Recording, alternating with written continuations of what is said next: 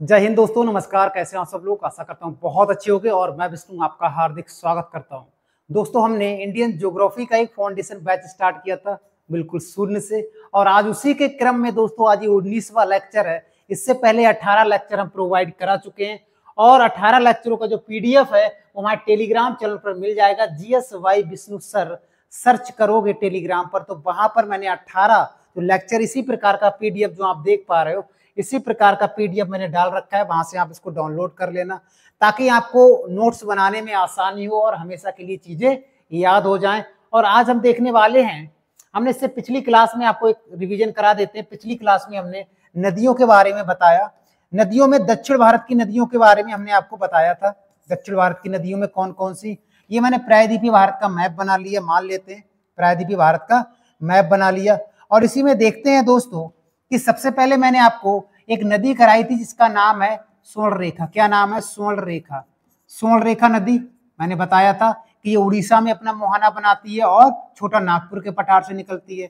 दूसरे नंबर पर मैंने ब्राह्मणी एक नदी बताया था, ब्राह्मणी, जो उड़ीसा की प्रसिद्ध नदी है। तीसरे नंबर पे एक नदी बताई होगी बैतरणी। बैतरणी ये भी उड़ीसा की एक प्रसिद्ध नदी है, बैतरणी। चौथे नंबर पे एक नदी होगी, आपको महानदी के बारे में याद होगा, महानदी, ये भी उड़ीसा की नदी है। महानदी के बाद एक छोटी सी नदी थी दया नदी। क्या नाम था? दया नदी, ये भी उड़ीसा की प्रसिद्ध नदी है। और एक और है रूसी कुल। क्या नाम है? रूसी कुल नदी। याद रखेंगे ये 6 नदियां, ये जो 6 नदियां हैं ये उड़ीसा में ही अपना मुहाना बनाती हैं। उड़ीसा के पास जो बंगाल की खाड़ी दिखती है वहीं पर अपना मुहाना बनाती हैं। फिर उसके बाद में मैंने आपको कहा था कि महाराष्ट्र से एक नदी निकलती है, इसका नाम है गोदावरी। क्या नाम है?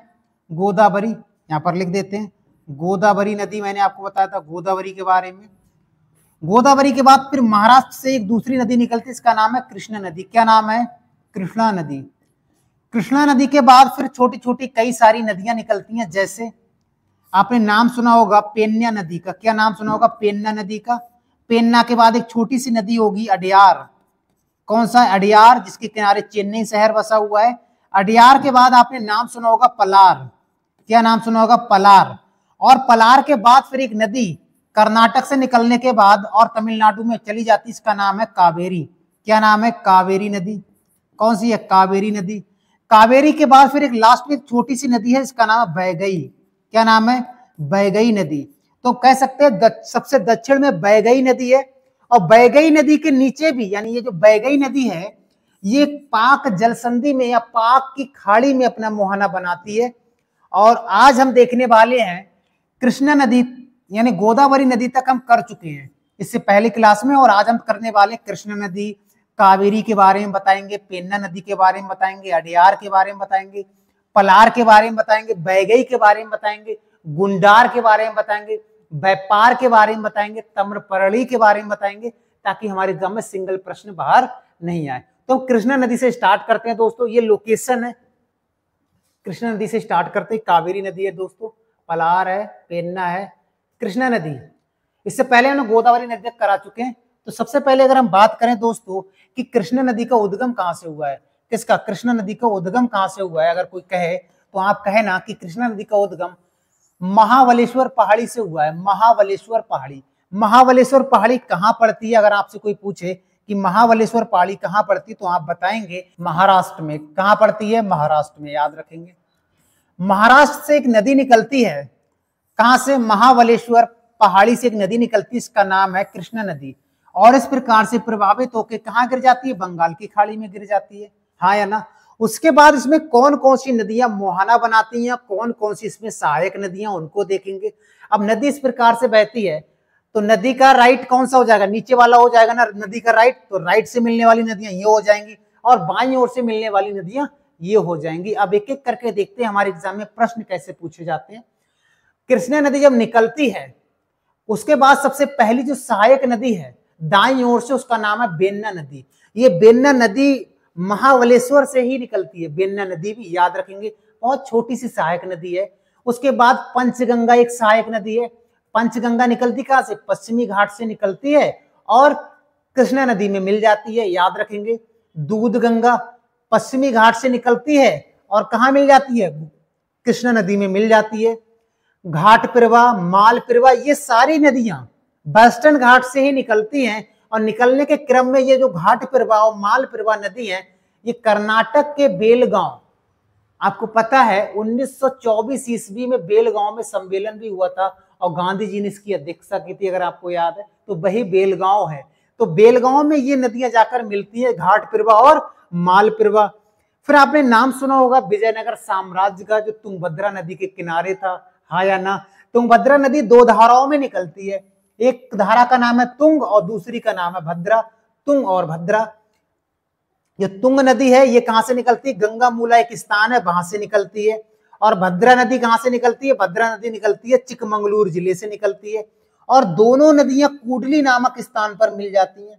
जैसे आपको मैंने बताया था कि भागीरथी और अलकनंदा देवप्रयाग पर मिल जाती हैं, उसी प्रकार से तुंग और भद्रा कुंडली नामक स्थान पर मिल जाती हैं। और फाइनली ये कृष्णा नदी में कुरनूल जिला है आंध्र प्रदेश का, वहां जाकर मिल जाती है। यानी हमने दाईं ओर से मिलने वाली नदियों के बारे में देखा। अब देखेंगे बाईं ओर से कौन कौन सी नदी मिलती है। तो सबसे पहली नदी है भीमा। क्या नाम है, भीमा। भीमा निकलती है महाराष्ट्र से, भीमा शंकर पहाड़ी से निकलती है महाराष्ट्र से, और ये रायचूर नामक स्थान पर मिल जाती है कृष्णा नदी में, ये भी आपको याद रखना है। एक छोटी सी नदी है डिंडी। क्या नाम है, डिंडी। और डिंडी किसकी सहायक नदी है, तो कृष्णा की सहायक नदी है, याद रखेंगे। एक नदी का नाम है मूसी। ये बस इतना इंपॉर्टेंट है इसमें कि हैदराबाद किस नदी के किनारे है, तो हमें याद रखना है कि मूसी नदी के किनारे है, जो निकलती कहां से है, अनंतगिरी पहाड़ी तेलंगाना से निकलती है और कृष्णा नदी में नलगोंडा जिला है वहां जाकर मिल जाती है। नलगोंडा जिला है वहां जाकर मिल जाती है। नलगोंडा अंतिम जिला है तेलंगाना का, याद रखेंगे। अब पलेरू एक छोटी सी नदी है, ये पलेरू नदी किसकी सहायक नदी है, तो आप बताएंगे कृष्णा नदी की सहायक नदी है।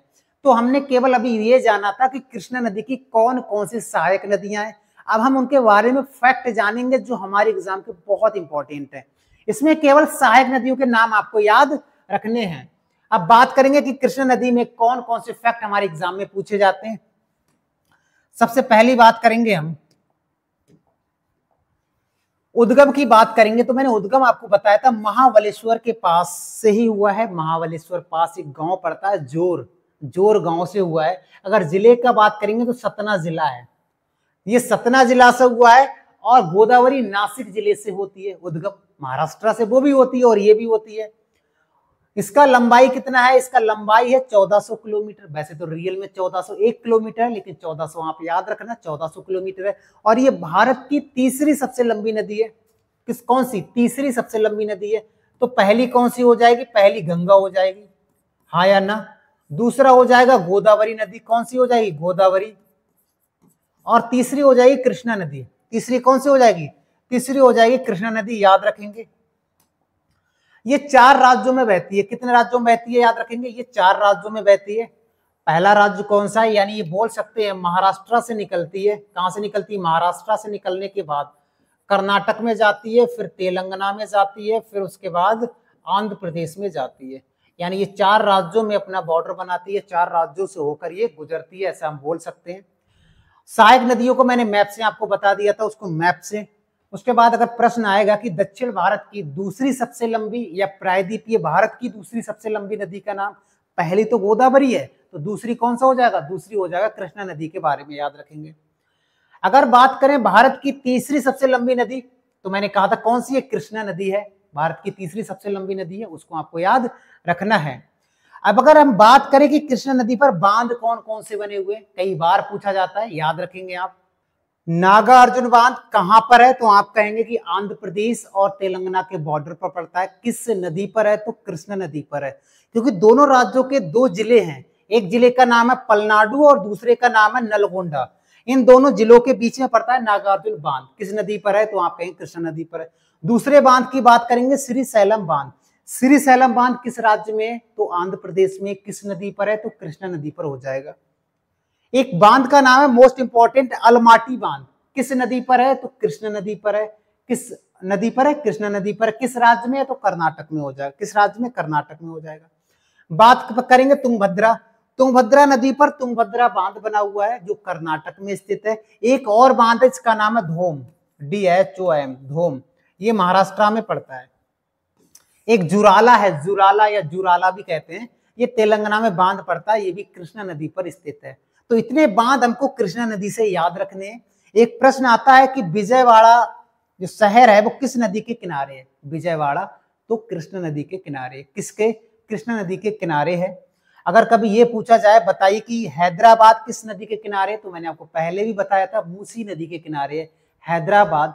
अगर पूछा जाए चेन्नई किस नदी के किनारे है, तो अडयार नदी के किनारे चेन्नई बसा हुआ है। एक प्रश्न आता है कि हैदराबाद और सिकंदराबाद को जुड़वा शहर के नाम से जाना जाता है। जुड़वा शहर यानी दोनों देश जो दोनों शहर हैं उनको जोड़ने वाली जो झील है उसका नाम है हुसैन सागर झील। हुसैन सागर झील के एक तरफ है सिकंदराबाद और दूसरी तरफ है हैदराबाद, इसलिए दोनों को जुड़वा शहर के नाम से जानते हैं। ये भी प्रश्न आपको याद रखना है, ठीक है। उसके बाद आगे बढ़ते हैं। नदी के बारे में आपको बता ही चुके थे। उसके बाद बात करेंगे पेन्ना नदी, अडयार नदी क्या है, एक बार लोकेशन इनका और जान लेते हैं ताकि आसानी हो हमें जानने में, हाँ या ना, ठीक है। सबसे पहले बात करेंगे हम, गोदावरी नदी निकलती है महाराष्ट्र से इस प्रकार से, ये गोदावरी है, जी बना दिया। महाराष्ट्र से दूसरी नदी निकलती है जिसका नाम है कृष्णा, ये के बना दिया। कृष्णा के बाद एक छोटी सी नदी निकलती है जिसका नाम है पेन्ना, क्या नाम है? पेन्ना। पेन्ना के बाद एक छोटी सी नदी निकलती है इसका नाम है अडयार, ये सब बंगाल की खाड़ी में गिरती हैं, अडयार। उसके बाद एक छोटी सी नदी इसका नाम है पलार, क्या नाम है? पलार। पलार के बाद फिर यहीं से कर्नाटक से एक नदी निकलती इसका नाम है कावेरी, ये के बना देते हैं, ये कावेरी है, ठीक है। उसके बाद सबसे अंत में तमिलनाडु से एक छोटी सी नदी निकलती इसका नाम है बैगई, क्या नाम है? बैगई। बैगई नदी पाक जलसंधि में अपना मुहाना बनाती है। उसके बाद तीन और नदियां हैं यहीं पर छोटी छोटी, जो हम अभी बताएंगे लास्ट में। ये तीन नदियां कौन सी हैं? तम्रपर्णी नदी क्या है, ये लास्ट में बताएंगे। तो अभी हम पेन्ना नदी के बारे में जानेंगे, अडयार के बारे में जानेंगे, पलार के बारे में जानेंगे, बैगई के बारे में जानेंगे और कावेरी के बारे में जानते हैं। पेन्ना क्या है? पेन्ना कहाँ से निकलती है? तो आप कहेंगे नंदी पहाड़ी से निकलती है, और याद रखेंगे नंदी पहाड़ी से तीन नदियां निकलती हैं। एक तो पेन्ना हो गया, एक पलार नदी कहाँ से निकलती है? ये भी यहीं से निकलती है, और एक नदी और है जिसका नाम है अकरावती। अकरावती कावेरी की सहायक नदी है, अकरावती। ये तीन नदियों का मुहाना या तीन नदियों का उद्गम क्षेत्र एक ही है। मुहाना तो बंगाल की खाड़ी में ही है, याद रखेंगे। ये दो राज्यों में बहती है। अगर कभी प्रश्न आया कितने राज्यों में बहती है, दो राज्यों में बहती है। कर्नाटक से निकलने के बाद आंध्र प्रदेश में अपना मुहाना बना जाती है। आंध्र प्रदेश के बाद इसके कहने का मतलब अगर बॉर्डर की हम बात करें तो ये वाड़ा, इसके ऊपर आंध्र प्रदेश है, इसके नीचे तमिलनाडु है। अडयार नदी के नीचे सब तमिलनाडु आ जाएगा। इसकी सहायक नदी कौन कौन सी है? तो आप कहेंगे चित्रावती और कुंदेरू है। कौन सा? कुंदेरू है। अगर कहाँ गिरती है तो आप कहेंगे बंगाल की खाड़ी में गिरती है। अडयार नदी के बारे में केवल एक ही फैक्ट आपको याद रखना है कि अडयार नदी के किनारे चेन्नई शहर बसा हुआ है। अडयार नदी के किनारे कौन सा शहर बसा हुआ है? चेन्नई शहर बसा हुआ है, बस इतना याद रखना है। अगर इसका उद्गम की पूछा जाएगा तो एक प्रसिद्ध झील है चेन्नई की जिसका नाम है चेम्बरमबक्कम, वहां से निकलती है। और मात्र एक राज्य में बहती है अडयार नदी, 42 किलोमीटर इसकी लेंथ है, बहुत छोटी सी नदी है, इसको आपको याद रखना है। आगे बढ़ते हैं। उसके बाद पलार, मैंने कहा था पलार भी कहां से निकलती है? नंदी पहाड़ी से निकलती है, अभी मैंने बताया था। इंपॉर्टेंट है बस ये कि ये बंगाली खाड़ी में जाती है और दो ही राज्यों में बहती है। कर्नाटक से निकलने के बाद तमिलनाडु में चली जाती है, कर्नाटक के बाद तमिलनाडु में चली जाती है। एक बार फिर मैप बना के देख लेते हैं। नीचे की नदियों के बारे में आपको हम बताएंगे। यहां पर मैंने कहा था बैगई नदी है, बैगई तक हम देख चुके हैं। बैगई, बैगई के बाद यहां पर पड़ता है आपका गुंडार, गुंडार नदी। गुंडार के बाद यहां पर पड़ता है ये वाली नदी है, ये वाली, इसको बोलते हैं पंपार, पैम्पार नदी। उसके बाद यहां पर एक नदी है, इसको बोलते हैं ताम्रपर्णी नदी, ताम्रपर्णी नदी, ताम्रपर्णी नदी, याद रखेंगे। व्यापार, ताम्रपर्णी नदी, गुंडार, बैगई, ये क्रम है, याद रखेंगे। सबसे पहले बैगई आएगी, उसके बाद गुंडार आएगी, उसके बाद पेम्बार आएगी, उसके बाद ताम्रपर्णी आएगी चौथे नंबर। ये क्रम है, याद रखेंगे, बैगई से नीचे का। आगे बढ़ते हैं, बस इसमें ये याद रखना है कहाँ निकलती है और कहाँ गिरती है। बात करेंगे कावेरी नदी की। किसकी बात करेंगे? कावेरी नदी की। तो कावेरी नदी का पहले मैप बना लेते हैं, पहले समझ लेते हैं, उसके बाद आगे बढ़ते हैं, ठीक है। इसको मैं रफ कर देता हूं, है ना, इसके आगे बढ़ते हैं कावेरी नदी को। उनकी सहायक नदियों के बारे में केवल आपको बताएंगे कि उसमें कौन कौन सी सहायक नदियां जुड़ती हैं, किसमें, कावेरी नदी में। और कावेरी नदी से हमारे एग्जाम में कौन कौन से फैक्ट पूछे जाते हैं वो आपको याद रखेंगे। कुछ जैसे कि मान लेते हैं ये कावेरी नदी निकलती है, कहाँ से निकलती है, तो आप कहेंगे कावेरी नदी निकलती है ब्रह्मगिरी पहाड़ी से। कहाँ से निकलती है? ब्रह्मगिरी पहाड़ी से निकलती है। ब्रह्मगिरी पहाड़ी कहाँ पर है? तो आप कहेंगे ये कर्नाटक में पड़ती है। कहाँ पड़ती है? कर्नाटक में पड़ती है। यहाँ से ये नदी निकलती है। इसमें मिलने वाली जो सबसे पहली नदी है यहाँ पर, इससे लास्ट में जुड़ेगी, एक मिनट इसको रफ कर देते हैं थोड़ी सी, ठीक है, यहाँ पर जोड़ते हैं इसको। इसका नाम है लक्ष्मण तीर्थ नदी है, दाईं ओर से मिलने वाली। उसके बाद बाईं ओर से मिलने वाली नदी का नाम अगर हम बात करेंगे तो हेमावती। क्या नाम है? हेमावती, याद रखेंगे। हेमावती के बाद एक दूसरी नदी है जिसका नाम है सिमसा नदी। क्या नाम है? सिमसा नदी। सिमसा नदी याद रखेंगे। सिमसा नदी के बाद एक और नदी याद रखेंगे जिसका नाम है अकरावती। क्या नाम है? अकरावती। अकरावती कहाँ से निकलती? कर्नाटक से, मैंने बताया था। लक्ष्मण तीर्थ के बाद एक और नदी, इसका नाम है कोबिनी। क्या नाम है? कोबिनी नाम है। एक नदी का नाम और है जिसका नाम है भवानी। क्या नाम है? भवानी। भवानी के बाद एक और नदी, इसका नाम है अमरावती। क्या नाम है? अमरावती। और आपको पता है अमरावती अन्नामलाई पर्वत से निकलती है। कहाँ से निकलती है? अमरावती, अन्नामलाई पर्वत से अमरावती निकलती है। और एक नदी भवानी अमरावती के बीच में पड़ती है, इसका नाम है नोयल। क्या नाम है? नोयल नाम है, ठीक है। ये किसके बीच में? तो आप कहेंगे अमरावती और भवानी के बीच में नोयल। और जो अकरावती है ये यहाँ पर मिलती है, यहाँ पर बेसिकली यहाँ पर बना लेते हैं, ये वाली यहाँ पर मिलती है। ये सब क्रम से है, जो नदी जहाँ पर मिलती है वो क्रम से मैंने लिखी है। कोबनी नदी ये भी है हमारा, कोबनी नदी। तो अगर आपसे पूछा जाएगा बताइए हेमावती, सिमसा, अकरावती, अमरावती, भवानी, कोबनी, लक्ष्मण तीर्थ किसकी सहायक नदियां हैं, तो आप कहेंगे कि कावेरी नदी की सहायक नदियां हैं। किसकी? कावेरी नदी की। जो कितने राज्यों में बहती है? तो याद रखेंगे ये कर्नाटक में निकलने के बाद, कर्नाटक से निकलने के बाद ये सीधे कहाँ चली जाती है? ये सीधे तमिलनाडु में चली जाती है। कहाँ चली जाती है? तमिलनाडु में चली जाती है। ये दो ही राज्यों में बहती है और ये दोनों राज्यों में विवादित भी रहती है कावेरी नदी, ये भी आपको याद रखना है। तो सहायक नदियों के बारे में केवल यहाँ पर जानना है दोस्तों। उसके बाद बात करेंगे कावेरी नदी के कौन कौन से फैक्ट हमारे एग्जाम में पूछे जाते हैं, उस पर बात करते हैं, ठीक है। देखिए कावेरी नदी का उद्गम कहाँ से हुआ है, तो आप कहेंगे ब्रह्मगिरी की पहाड़ी, पश्चिमी घाट या कोडागू जिला भी कह सकते हैं, वहां से हुआ है, याद रखेंगे। 800 किलोमीटर इसकी लंबाई है टोटल। अगर हम बात करें कि बताओ दक्षिण भारत की सबसे लंबी नदी का नाम क्या है, दक्षिण भारत की सबसे लंबी नदी का नाम, तो आपका गोदावरी हो जाएगा, दूसरी कृष्णा नदी हो जाएगा और तीसरी कावेरी नदी हो जाएगा। ये गोदावरी है और ये कृष्णा है, ठीक है। ये तीसरी सबसे लंबी नदी हो जाएगी, ये चीज आपको याद रखनी है, ठीक है। कहाँ गिरती है? बंगाल की खाड़ी में गिरती है। दो ही राज्यों में बहती है, बताया था, तमिलनाडु और कर्नाटक में। इन राज्यों में विवादित भी है, याद रखेंगे। इसे दक्षिण भारत की गंगा कहते हैं। एक प्रश्न आता है दक्षिण की गंगा, ये क्या प्रश्न आता है? दक्षिण की गंगा किसे कहते हैं? एक प्रश्न आता है दक्षिण भारत की गंगा, तो दक्षिण की गंगा कहते हैं गोदावरी को। क्यों? तो गंगा नदी के बाद सेकंड पर कौन सी नदी आती है? भारत की दूसरी सबसे बड़ी नदी कौन सा है? तो गोदावरी हो जाएगा। भारत की दूसरी सबसे बड़ी नदी गोदावरी हो जाएगा। तीसरी सबसे बड़ी का नाम आएगा तो कृष्णा हो जाएगा। और भारत की चौथी सबसे लंबी नदी का आएगा तो कावेरी हो जाएगा, जो 800 किलोमीटर है। इसको कावेरी को दक्षिण भारत की गंगा क्यों कहते हैं?